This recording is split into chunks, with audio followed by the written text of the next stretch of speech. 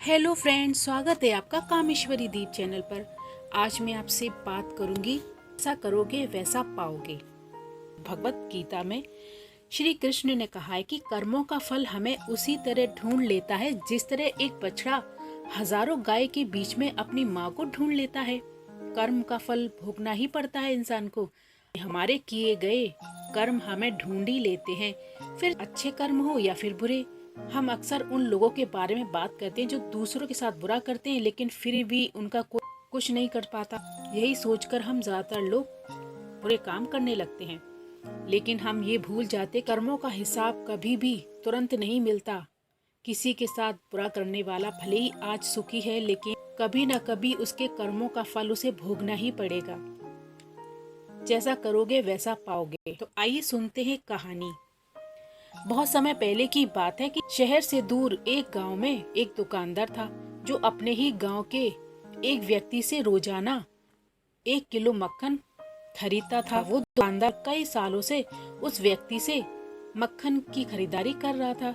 एक दिन उस दुकानदार ने सोचा कि मैं रोज उस व्यक्ति से मक्खन खरीदता हूँ, लेकिन मैंने बहुत समय से उसके मक्खन का वजन नहीं तौल कर देखा।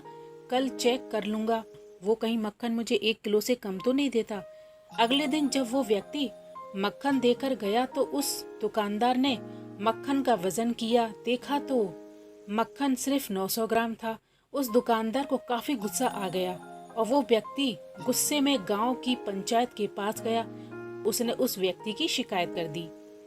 गांव की पंचायत बैठी तो उस व्यक्ति को बताया गया कि तुम पर उस दुकानदार ने धोखा देने का आरोप लगाया है।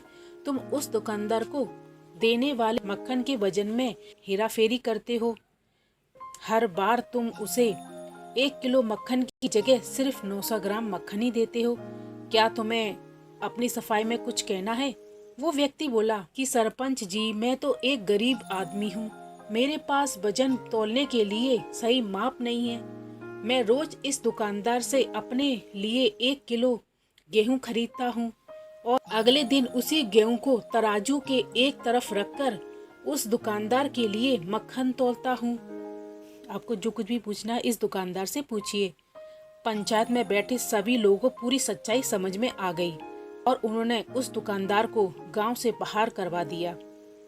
छोटी सी कहानी ये बात सिखाती है कि जैसे हम कर्म करते हैं उसका रिजल्ट भी हमें वैसा ही मिलेगा। हमारी चालाकी हमारा नुकसान कर देती है। हम जो भी दूसरों को देते हैं या फिर दूसरों के साथ जैसा व्यवहार भी करते हैं वो कभी ना कभी लौटकर हमारे पास ही आता है।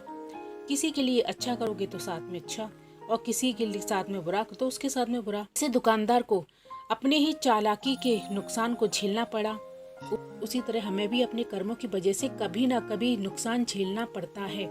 दूसरों के साथ बुरा करके हमें 1 या 2 बार या 10 बार पड़ सकते, लेकिन एक न एक दिन उसका परिणाम हमें भुगतना ही पड़ता है। हम अपने कर्मों से नहीं भाग सकते। आने वाले समय में या सालों में दूसरों का अच्छे करने वाले के साथ भी अच्छा ही होता है। तो धन्यवाद फ्रेंड्स। अगर आपको मेरा वीडियो पसंद आए तो इसे लाइक जरूर कीजिए, सब्सक्राइब कीजिए, मेरे चैनल को बेल आइकन का बटन है उसे भी जरूर प्रेस कीजिए। Thank you.